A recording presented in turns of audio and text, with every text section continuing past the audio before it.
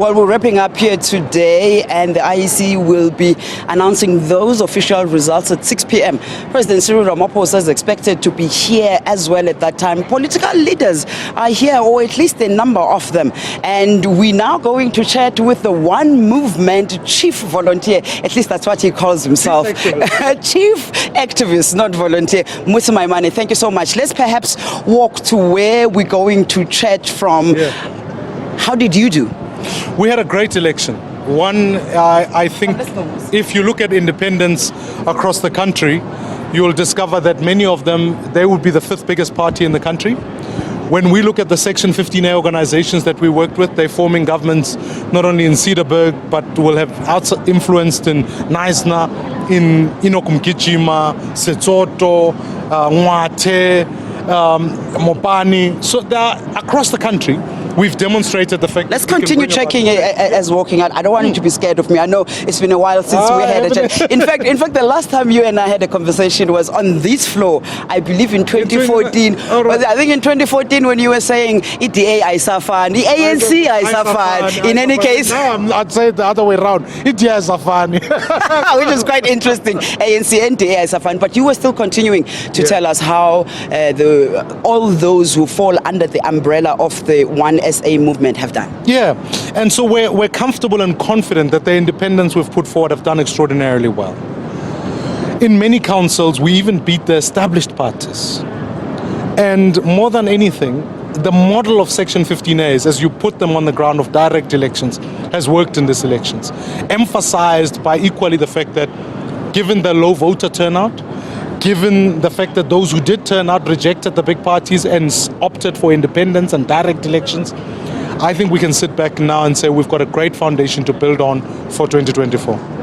And now, before you and others formed this movement, you were very reluctant after leaving the DA to join formal politics. But we understand that you are keen on going back.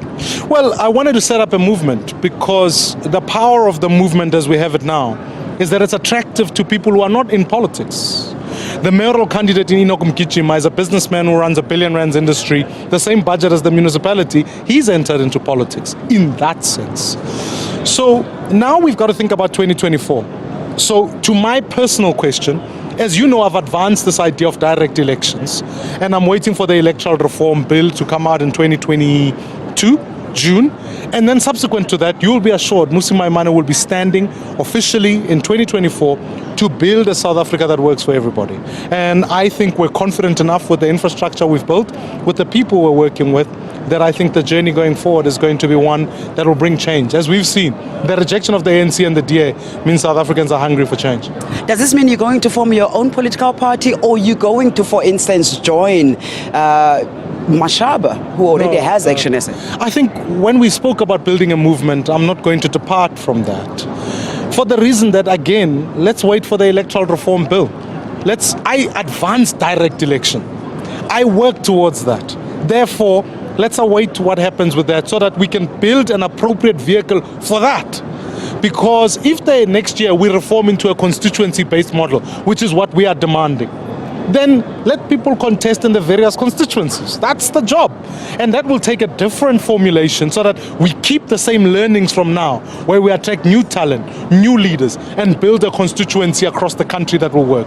If, of course, Parliament delays its way and does something that is not workable, then there's a different question as to how we're going to approach it. But I'm confident that we'll be able to build something that works for everybody. How do you think the IEC fared in these elections? I'll tell you what, your former party says they have to come to Parliament to account because essentially they believe that they didn't do so well with these elections. I tend to differ. I think these elections were always going to be hard. They were operated in a COVID environment. So from a health protocol point of view, has the IEC done its job? I think so. I think it doesn't matter where you went at a voting station, there were sanitizers, all of those things, which is what we pushed for.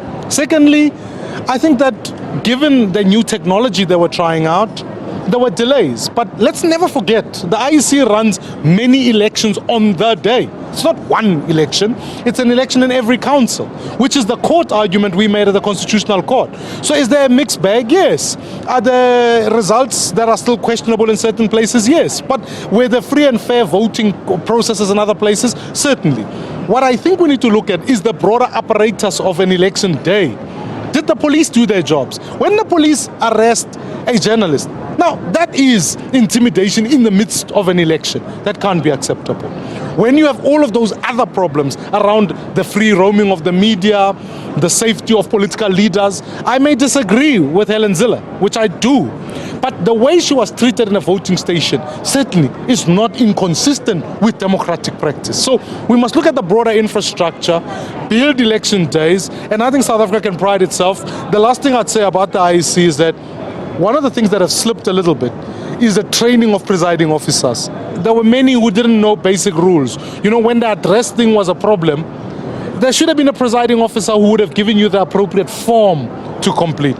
And therefore, I think we need to go back to the drawing board around presiding officers, train them better, and prepare them for 2024, because once people start to lose an election, you, liberation movements, stop playing by the rules.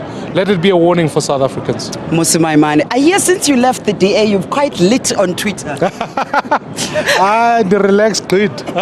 That's okay. Mmusi Maimane, One Movement chief activist. Let's take it back to you in the studio.